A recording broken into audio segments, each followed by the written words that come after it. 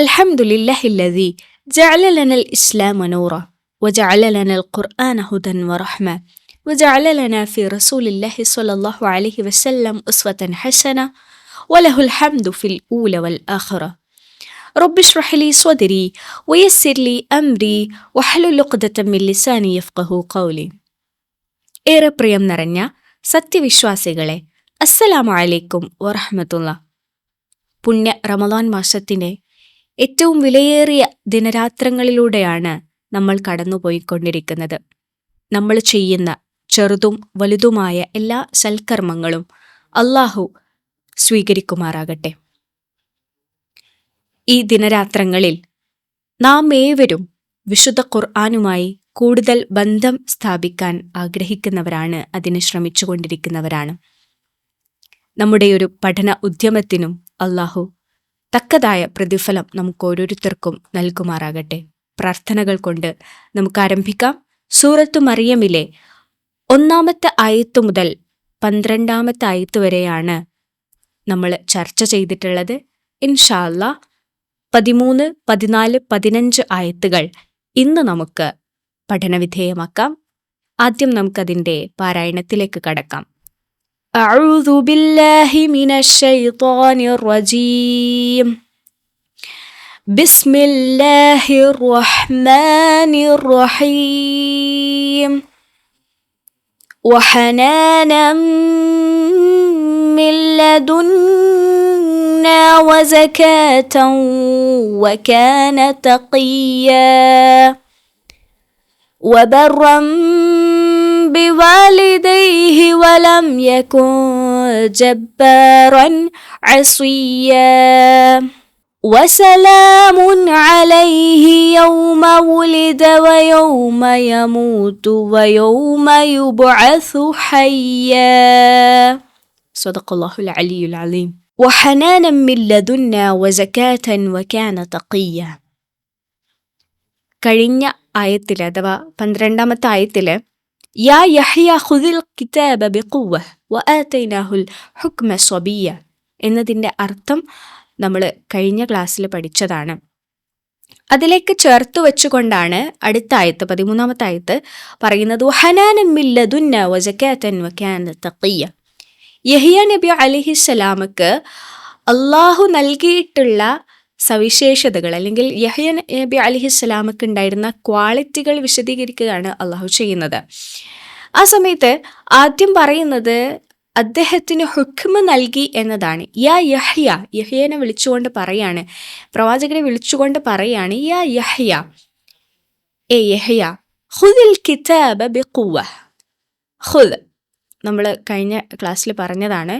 ഖുദ് നീ എടുക്കുക, അൽ കിതാബ ഈ വേദഗ്രന്ഥത്തെ, ബിഖുവ്വ ശക്തി കൊണ്ട്, ബലം കൊണ്ട്, വ ആതൈനാഹുൽ ഹുക്മ സ്വബിയ്യ, വ ആതൈനാഹു നാം അവന് നൽകിയിരിക്കുന്നു അൽ ഹുക്മ. ഹുക്മ എന്നതുകൊണ്ട് വിജ്ഞാനം അല്ലെങ്കിൽ യുക്തിബോധം, വിധി എന്നൊക്കെ അർത്ഥമുണ്ട്. നമ്മൾ ഇൽമ് എന്നുള്ള വാക്കാണ് യഥാർത്ഥത്തിൽ വിജ്ഞാനം, അറിവ് എന്നതിന് ഉപയോഗിക്കാറുള്ളത്. എന്നാൽ ഹുക്മ എന്നത് അതിൻ്റെ ഒരു പ്രാക്ടിക്കൽ വെർഷനാണ്. ഇൽമ് എന്നത് നമുക്ക് അറിവ് ലഭിക്കുക എന്ന് നമ്മൾ പറയുന്നു. ആ അറിവിനെ നമ്മൾ പ്രാക്ടീസ് ചെയ്യുക എന്നുള്ളതാണ് ഹുക്മ എന്നതുകൊണ്ട് ഉദ്ദേശം. അതായത് ശരി തെറ്റുകളൊക്കെ വേർതിരിച്ച് മനസ്സിലാക്കുവാനുള്ള ഒരു കഴിവ്, അതിനാണ് നമ്മൾ ഹുക്മ എന്ന് പറയുന്നത്. ഇൽമ് എന്നത് തിയോറിറ്റിക്കലാണ് എന്നുണ്ടെങ്കിൽ ഹുക്മ എന്നത് അതിൻ്റെ ഒരു പ്രാക്ടിക്കൽ വേർഷനായിട്ടാണ് നമ്മൾ മനസ്സിലാക്കേണ്ടത്. അപ്പം അതിലുള്ള തത്വങ്ങൾ ഈ അൽ കിതാബ്, ആ വേദഗ്രന്ഥം എന്നതുകൊണ്ട് ഉദ്ദേശിക്കുന്നത് തൗറാത്താണ്. മൂസാ നബി അലൈഹിസ്സലാമക്ക് തൗറാത്ത് നൽകി. ആ തൗറാത്ത് തന്നെ പല പ്രവാചകന്മാരും എന്ത് ചെയ്തിട്ടുണ്ട്, പ്രബോധനം നടത്തിയിട്ടുണ്ട്. എന്നിട്ട് അത് അവസാനം ചെന്നെത്തുന്നത് യഹ്യ നബി അലൈഹിസ്സലാമയിലാണ്. അതിനുശേഷം വരുന്ന പ്രവാചകൻ നമുക്കറിയാം ഈസാ നബി അലൈഹിസ്സലാമയാണ്. ഈ ആയത്തിൻ്റെ ഈ സൂറത്തിലെ അടുത്ത ആയത്തുകളിൽ അള്ളാഹു അത് വിശദീകരിക്കുന്നുണ്ട്. അപ്പം ഈസാ നബി അലൈഹിസ്സലാമക്ക് കൊടുത്തിട്ടുള്ള വേദഗ്രന്ഥം ഇൻജീലാണ്. അപ്പം യഹ്യ നബി അലൈഹിസ്സലാമ വരെ എന്താണ്, തൗറാത്താണ്. അപ്പം തൗറാത്ത് എന്ന വേദഗ്രന്ഥമാണ് ഇവിടെ അൽ കിതാബ് എന്നതുകൊണ്ട് ഉദ്ദേശിക്കുന്നത്. അപ്പോൾ യഹ്യാ നബി അലിഹിസ്സലാം അദ്ദേഹത്തിൻ്റെ ബാല്യകാലവും ശൈശവമൊക്കെ കഴിഞ്ഞ് എത്തി നിൽക്കുന്ന സമയത്ത്, അല്ലെങ്കിൽ ആ ഒരു ഘട്ടത്തിൽ തന്നെ യഹ്യാ നബി അലിഹിസ്സലാമക്ക് ഈ ഒരു യുക്തിബോധം, ഈ അറിവ് അപ്ലൈ ചെയ്യാനുള്ളൊരു ബോധം അള്ളാഹു നൽകി എന്നതാണ്. ചില മുഫസ്സിറുകളായിട്ടുള്ള ആളുകൾ അദ്ദേഹം 3-ാമത്തെ വയസ്സിൽ അല്ലെങ്കിൽ 7-ാമത്തെ വയസ്സിൽ അദ്ദേഹം പ്രവാചകനായി, പ്രവാചകത്വം ലഭിച്ച ആ ഒരു ഉദ്ദേശത്തിലാണ് ഇവിടെ ഹുക്മ് എന്ന് പറഞ്ഞത് എന്നൊക്കെ പറയുന്നുണ്ട്. അല്ലാഹു അലം, നമുക്കറിയില്ല. ഏതായിരുന്നാലും അദ്ദേഹത്തിന് തൗറാത്തിലെ തത്വങ്ങൾ പഠിക്കുവാനും അത് മനസ്സിലാക്കുവാനും അത് മറ്റുള്ള ആളുകൾക്ക് പ്രബോധനം നടത്തുവാനും മറ്റുള്ളവരെ ഉപദേശിക്കുവാനും അദ്ദേഹത്തിന് സാധ്യമായി. ഏത് സമയത്ത്? സ്വബീയായിരിക്കുന്ന സമയത്ത്, ശിശുവായിരിക്കുമ്പോൾ തന്നെ, കുട്ടിയായിരിക്കുമ്പോൾ തന്നെ അദ്ദേഹത്തിന് അത് സാധിച്ചു എന്ന് അല്ലാഹു സുബ്ഹാനഹു വ തആല പറയാണ്. അതിനുശേഷം അള്ളാഹു പറയാണ് അദ്ദേഹം എങ്ങനെയൊക്കെയായിരുന്നു പ്രവാചകൻ അലിഹിസ്സലാം എങ്ങനെയായിരുന്നു എന്ന് പറയാണ്. വഹനാനൻ, ഹനാൻ എന്ന് പറഞ്ഞാൽ നമുക്കറിയാം വാത്സല്യം, അല്ലേ? വാത്സല്യം അല്ലെങ്കിൽ അനുകമ്പയുള്ളവൻ, ദയയുള്ള ഒരു മനുഷ്യനായിരുന്നു. മില്ലദുന്ന, നമ്മുടെ പക്കൽ നിന്നും. വസക്കാത്തൻ, അതുപോലെ തന്നെ സക്കാത്ത് എന്നതുകൊണ്ട് നമ്മൾ കൊടുക്കുന്നത് സക്കാത്തല്ല ഉദ്ദേശിക്കുന്നത്, മറിച്ച് അതിൻ്റെ അർത്ഥം എന്ന് പറയുന്നത് പരിശുദ്ധി എന്നതാണ്. അപ്പോൾ പരിശുദ്ധിയും അദ്ദേഹത്തിനുണ്ടായിരുന്നു. അതുപോലെ തന്നെ വക്കാന തഖിയ, അദ്ദേഹം എന്തായിരുന്നു? ഭക്തനായിരുന്നു, ഭയഭക്തിയുള്ളവനായിരുന്നു, സൂക്ഷ്മതയുള്ളവനായിരുന്നു എന്നതാണ്. തഖിയ് എന്ന് പറഞ്ഞാൽ നമുക്കറിയാം ഭയഭക്തിയുള്ള, ഏറ്റവും ഡീപ്പായിക്കൊണ്ട് ഭയഭക്തിയുള്ള ഒരാളായിരുന്നു എന്നതാണ് ഈ ആയത്തിൽ അള്ളാഹു പറയുന്നത്. നമുക്കറിയാം ഒരു ഉമ്മക്ക് ഒരു മകനോടുള്ള അല്ലെങ്കിൽ മകളോടുള്ളൊരു വാത്സല്യം എന്ന് പറയുന്നത് തന്നെ എത്ര വലിയതാണ്. ഇവിടെ അള്ളാഹുവിന് യഹ്യാ നബി അലിഹിസ്സലാമയുടെ വാത്സല്യം എന്നും നമുക്ക് പറയാം. അതുപോലെ തന്നെ ചില മുഫസ്സിറുകൾ പറയുന്നത് ഈ യഹ്യാ നബി അലിഹിസ്സലാമക്ക് ആളുകളോട്, തൻ്റെ ജനതയോടുണ്ടായിരുന്നൊരു വാത്സല്യമാണ് എന്നും നമുക്ക് കാണാൻ കഴിയും. അതായത് ബനു ഇസ്രായേൽ ജനത നമുക്കറിയാം വലിയ അധാർമികതയിൽ പെട്ടുപോയൊരു സമൂഹമായിരുന്നു. അപ്പോൾ അവർ ചെയ്യുന്ന തെറ്റുകളിൽ നിന്ന് അവരെ ശരിയിലേക്ക് വഴി നടത്താൻ വേണ്ടിയിട്ട് യഹ്യാ നബി അലിഹിസ്സലാമക്ക് അങ്ങേയറ്റത്തൊരു ദയ ഉണ്ടായിരുന്നു, ഒരു വല്ലാത്തൊരു അനുകമ്പ അവരോട് തോന്നിയിരുന്നു. അപ്പോൾ ആ ഒരു ഹനാൻ ആയതുകൊണ്ട് തന്നെ, ആ ഒരു ഹനീൻ അദ്ദേഹത്തിൻ്റെ ഉള്ളിൽ ഉണ്ടായിരുന്നത് കൊണ്ട് തന്നെ അദ്ദേഹം അതിനു വേണ്ടിയിട്ട് വലിയൊരു എഫേർട്ട് എടുത്തു എന്നതാണ് നമുക്കിതിൽ നിന്ന് മനസ്സിലാക്കാൻ കഴിയുന്നത്. അതുപോലെ തന്നെ അദ്ദേഹം വളരെ കറ കളഞ്ഞൊരു മനുഷ്യനായിരുന്നു, വളരെ പരിശുദ്ധനായിരുന്ന ഒരു വ്യക്തിയായിരുന്നു എന്ന് നമുക്ക് മനസ്സിലാക്കാം. ഒരു തെറ്റുകളിലേക്കും പോകാത്ത, ഒരു തെറ്റിനും അവസരം നൽകാതെ അദ്ദേഹം തൻ്റെ ജീവിതത്തെ നന്മയിൽ വ്യാപൃതനായി കഴിഞ്ഞിരുന്നു. ഏറ്റവും കറ കളഞ്ഞ ഒരു അഹങ്കാരമോ അഹംഭാവമോ ഒന്നുമില്ലാത്ത അത്രയും പരിശുദ്ധനായ വ്യക്തിയായിരുന്നു എന്നതാണ് അദ്ദേഹത്തിൻ്റെ മറ്റൊരു ക്വാളിറ്റിയായി പറയുന്നത്. ഏറ്റവും അവസാനം പറയുന്നു, ഈ ആയത്തിൽ ഏറ്റവും അവസാനം പറയുന്നു അദ്ദേഹം തഖിയായിരുന്നു, ഭയഭക്തനായിരുന്നു എന്നുകൂടി പറയുന്നുണ്ട്. അടുത്ത ആയത്ത് നമുക്ക് കാണാം. വബർറൻ ബിവാലിദൈഹി വലം യകുൻ ജബ്ബാറൻ അസിയ. വബർറൻ ബിവാലിദൈഹി, തൻ്റെ മാതാപിതാക്കൾക്ക് പുണ്യം ചെയ്യുന്ന, നന്മ ചെയ്യുന്നവനായിരുന്നു. ബർറ് എന്ന് പറഞ്ഞാൽ നമുക്കറിയാം നന്മ. ബർറൻ ബിവാലിദൈഹി, തൻ്റെ മാതാപിതാക്കൾക്ക് നന്മ ചെയ്യുന്നവനായിരുന്നു. നമുക്കറിയാം യഹ്യാ നബി അലിഹിസ്സലാമ അദ്ദേഹം ജനിക്കുന്നത്, സക്കരിയ നബി അലിഹിസ്സലാം അത്രത്തോളം പ്രാർത്ഥിച്ചു കിട്ടിയതാണ്.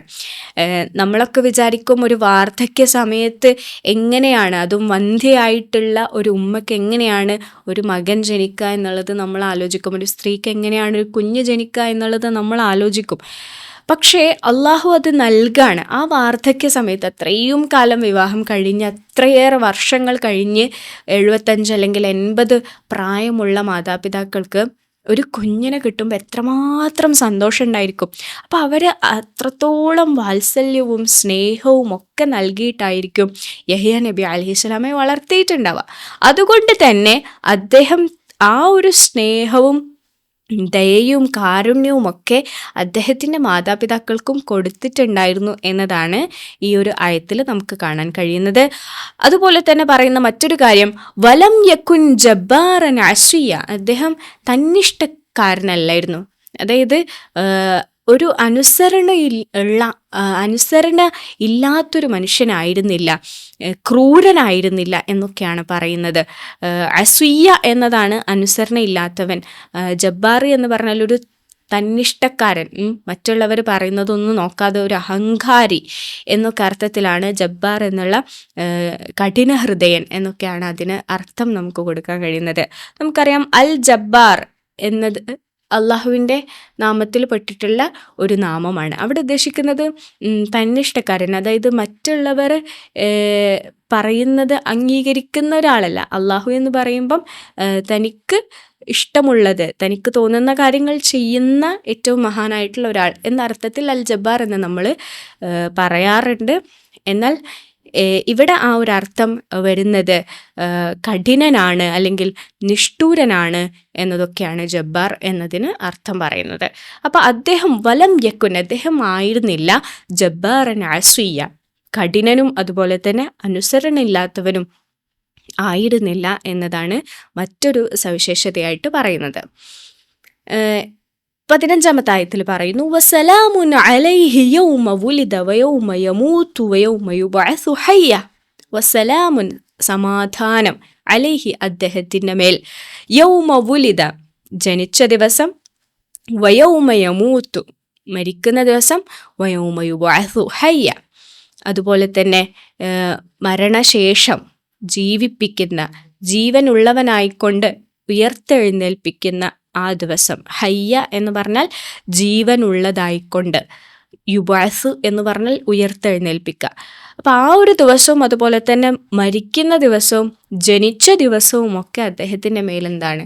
സമാധാനം എന്നതാണ്. അദ്ദേഹത്തിൻ്റെ ജനനവുമായി ബന്ധപ്പെട്ട് നമുക്കറിയാം അല്ലേ, സക്കരിയ നബി അലൈഹിസ്സലാം അത്രത്തോളം പ്രാർത്ഥിച്ചിട്ടുണ്ടായിട്ടുള്ളൊരു കുഞ്ഞാണ്. അപ്പം ആ ജനന സമയത്ത് തന്നെ വളരെയധികം സന്തോഷം നിറഞ്ഞൊരു, സമാധാനം നിറഞ്ഞൊരു മൊമെൻ്റായിട്ട് നമുക്കതിനെ കൺസിഡർ ചെയ്യാം. അതുപോലെ തന്നെ അദ്ദേഹം മരിക്കുന്ന ദിവസത്തെക്കുറിച്ച് ബൈബിളിൽ പറയുന്നുണ്ട്. അതും അദ്ദേഹം രക്തസാക്ഷിയായിട്ടാണ് മരിക്കുന്നത് എന്ന് പറയുന്നു. അപ്പം അതും ഒരു സമാധാനം നിറഞ്ഞ ഒരു ദിനമായിട്ട് നമുക്ക് കണക്കാക്കാം. അതുപോലെ തന്നെ ഉയർത്തെഴുന്നേൽപ്പിക്കുന്ന ദിവസം അദ്ദേഹത്തിന് എന്ത് സമാധാനക്കേടുണ്ടാവാനാണ് അല്ലേ? അദ്ദേഹത്തിൻ്റെ ജനനവും ജീവിതത്തിലും, ജനനത്തിൻ്റെ ദിവസത്തിലാണെന്നുണ്ടെങ്കിലും ജീവിതത്തിലുടനീളമാണ് എന്നുണ്ടെങ്കിലും എന്ത് സമാധാനക്കേടുണ്ടാവാനാണ്? മരിക്കുന്ന ദിവസമാണ് എന്നുണ്ടെങ്കിലും ഉയർത്തെഴുന്നേൽപ്പിക്കുന്ന ദിവസമാണ് എന്നുണ്ടെങ്കിലും. കാരണം ദുനിയാവിലുള്ള ഒരു കാര്യത്തോടും ഒരു ഇഷ്ടവുമില്ലാത്ത, അല്ലെങ്കിൽ ഇഷ്ടമെന്ന് പറയുമ്പോൾ തൻ്റെ ദേഹത്തോട് ദേഹേച്ഛകളില്ലാത്ത, ഈ ദുനിയാവിലെ അലങ്കാരങ്ങളോട് ഒരു പ്രത്യേകമായിട്ടുള്ളൊരു ഭ്രമം തോന്നാത്തൊരു മനുഷ്യൻ, അത്രയധികം പരിശുദ്ധനായിട്ടുള്ള, തഖിയായിട്ടുള്ള, സൂക്ഷ്മജ്ഞാനിയായിട്ടുള്ള അദ്ദേഹത്തിന് ഏതു രൂപത്തിൽ സമാധാനമില്ലാതിരിക്കാനാണ് അല്ലേ? നമുക്ക് ദുനിയാവിനോടുള്ള ഇഷ്ടം കൂടി വരുമ്പോഴാണ് നമ്മളെ സമാധാനങ്ങളൊക്കെ നഷ്ടപ്പെട്ടു പോവുക. നമ്മൾ ദുനിയാവിൽ ഇനിയും പണം ഉണ്ടാക്കണമെന്ന് ആലോചിക്കുമ്പോഴാണ്, വീണ്ടും പണത്തിന് പിന്നാലെ നമ്മൾ ഓടുമ്പോഴാണ് നമ്മളെ സമാധാനമൊക്കെ നഷ്ടപ്പെട്ടു പോവുക. അതുപോലെ തന്നെ ദുനിയാവിലുള്ള ഓരോ സുഖങ്ങൾക്ക് പിന്നാലെ, നമ്മുടെ ദേഹേച്ഛകൾക്ക് പിന്നാലെ നമ്മൾ പായുമ്പോഴാണ് നമുക്കൊക്കെ സമാധാനക്കേടുണ്ടാവുക. പക്ഷേ യഹ്യാ നബി അലൈഹിസ്സലാം ആ രൂപത്തിലുള്ളൊരു മനുഷ്യനായിരുന്നേയില്ല. അതുകൊണ്ട് തന്നെ അദ്ദേഹത്തിൻ്റെ ജീവിതത്തിൽ എങ്ങനെ സമാധാനക്കേടുണ്ടാവാനാണ്? അപ്പോൾ അള്ളാഹു പറയുന്നു, വസലാമുൻ അലൈഹി യൗമ വുലിദ വയൗമ യമൂതു വയൗമ യുബഅസു ഹയ്യ. ഈ ദിവസങ്ങളിലൊക്കെ ഈ ജീവിതത്തിലുടനീളവും അദ്ദേഹത്തിന് സമാധാനമുണ്ടായിരുന്നു എന്നതാണ് ഈ ആയത്തിൽ പറയുന്നത്. അപ്പോൾ ഈ ആയത്തുകളിലൂടെയൊക്കെ അള്ളാഹു യഹ്യാ നബി അലൈഹിസ്സലാമയുടെ ക്വാളിറ്റികൾ വിശദീകരിക്കുകയാണ് ചെയ്യുന്നത്. ഏറ്റവും ആദ്യത്തേത് 12-ാമത്തെ ആയത്തിൽ നമ്മൾ പറഞ്ഞു, അദ്ദേഹത്തിന് അള്ളാഹു ഹുക്മ നൽകി എന്നത്. അദ്ദേഹം വിജ്ഞാനമുള്ള ഒരു മനുഷ്യനായിരുന്നു. അതായത് തൗറാത്ത് എന്ന വേദഗ്രന്ഥം, അതിലെ തത്വങ്ങളൊക്കെ മനസ്സിലാക്കുകയും അത് മറ്റുള്ളവർക്ക്, തൻ്റെ ജനതയ്ക്ക് വിശദീകരിച്ച് നൽകാൻ കഴിവും പ്രാപ്തിയുമുള്ള ഒരാളായിരുന്നു എന്ന് നമുക്ക് കാണാം. അപ്പോൾ ഏറ്റവും ഒന്നാമത്തെ ക്വാളിറ്റി ആയിട്ട് അള്ളാഹു പറഞ്ഞത് അദ്ദേഹത്തിന് ഹുക്മ നൽകി എന്നതാണ്. രണ്ടാമത്തത് അള്ളാഹുവിൽ നിന്നുള്ള പ്രത്യേകമായിട്ടുള്ള ഒരു അനുകമ്പ അദ്ദേഹത്തിന് ലഭിച്ചു. ഹനാനൻ മില്ലതുന്ന, അത് അള്ളാഹുവിൽ നിന്നുള്ള അനുകമ്പ അദ്ദേഹത്തിന് ലഭിച്ചു എന്നും അതുപോലെ തന്നെ തൻ്റെ ജനതയോട് വളരെയധികം അനുകമ്പയും കനിവും ദയയുമുള്ള ഒരാളായിരുന്നു എന്നതും നമുക്ക് അർത്ഥം പറയാവുന്നതാണ്. അപ്പോൾ 2 ക്വാളിറ്റികൾ നമ്മൾ പറഞ്ഞു. ഒന്നാമത്തേത് അദ്ദേഹത്തിന് ഹുക്മ നൽകി, രണ്ടാമത്തേത് അദ്ദേഹം വളരെയധികം ഹനാനായിരുന്നു, ദയയും അനുകമ്പയുള്ള മനുഷ്യനായിരുന്നു. അത് അള്ളാഹുവിന് അദ്ദേഹത്തോടും അദ്ദേഹത്തിന് തൻ്റെ ജനതയോടും ഉണ്ടായിരുന്നു. മൂന്നാമത്തേത് അദ്ദേഹം പാപങ്ങളിൽ നിന്നും അതുപോലെ തന്നെ മാന്യമല്ലാത്ത കാര്യങ്ങളിൽ നിന്നുമെല്ലാം വിട്ടു നിൽക്കുന്ന മഹാപരിശുദ്ധനായിട്ടുള്ള ഒരാളായിരുന്നു. അതാണ് നമ്മൾ സക്കാത്ത് എന്ന് പറഞ്ഞത് അല്ലേ. സക്കാത്ത് എന്ന് പറഞ്ഞാൽ പരിശുദ്ധനായിട്ടുള്ള ഒരു വ്യക്തിയായിരുന്നു. അങ്ങനെയുള്ളൊരു പരിശുദ്ധി അള്ളാഹു അദ്ദേഹത്തിന് ലഭിച്ചിരുന്നു എന്നതാണ്.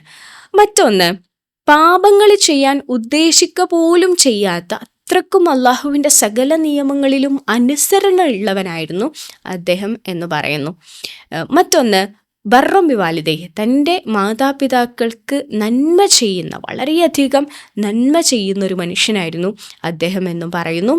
മറ്റൊന്ന്, ഡംഭോ, അഹങ്കാരമോ ക്രൂരതയോ കാഠിന്യമോ ഇങ്ങനെയൊന്നുമില്ലാത്ത, ഒരു സ്വഭാവ ദൂഷ്യങ്ങളുമില്ലാത്ത വളരെ സൗമ്യശീലനും അതുപോലെ തന്നെ അനുസരണശീലനുമായിരുന്നു അദ്ദേഹം എന്നതാണ് ഏറ്റവും അവസാനം പറയുന്നത്. അദ്ദേഹം എന്തായിരുന്നില്ല, ജബ്ബാറും അസൂയുമായിരുന്നില്ല എന്ന് നമുക്ക് കാണാൻ കഴിയും. അപ്പം ഇതൊക്കെ ഉള്ളത് കൊണ്ട് തന്നെ സലാമുൻ അലൈഹി, അദ്ദേഹത്തിന് മേൽ എന്തുണ്ട്, സമാധാനമുണ്ട്. അപ്പം ആ ഒരു പീസ്, ആ ഒരു സമാധാനം നമുക്കും ലഭിക്കണമെങ്കിൽ യഹ്യാ നബി അലൈഹിസ്സലാമയുടെ ഈ ക്വാളിറ്റികൾ നമ്മൾ നമ്മുടെ ജീവിതത്തിലും അപ്ലൈ ചെയ്യുകയാണെന്നുണ്ടെങ്കിൽ ആ ഒരു സലാം അള്ളാഹു തീർച്ചയായിട്ടും നമുക്കും പ്രദാനം ചെയ്യും എന്നതാണ്. അപ്പം നമ്മളും ഇത്തരത്തിൽ നല്ല ക്വാളിറ്റിയുള്ള മനുഷ്യരായിട്ട് മാറാൻ വേണ്ടി ശ്രമിക്കുക. ഇന്ന് നമ്മൾ പഠിച്ചിട്ടുള്ള യഹ്യാ നബി അലൈഹിസ്സലാമയുടെ ക്വാളിറ്റികൾ നമ്മുടെ ജീവിതത്തിലും അപ്ലൈ ചെയ്യുന്നതിനും വേണ്ടിയിട്ട് ഈ ഒരു ദിവസം മുതൽ നമ്മുടെ ശ്രമങ്ങൾ ആരംഭിക്കുക. സർവശക്തൻ അനുഗ്രഹിക്കട്ടെ. അസ്സലാമു അലൈക്കും വറഹ്മത്തുള്ളാഹി.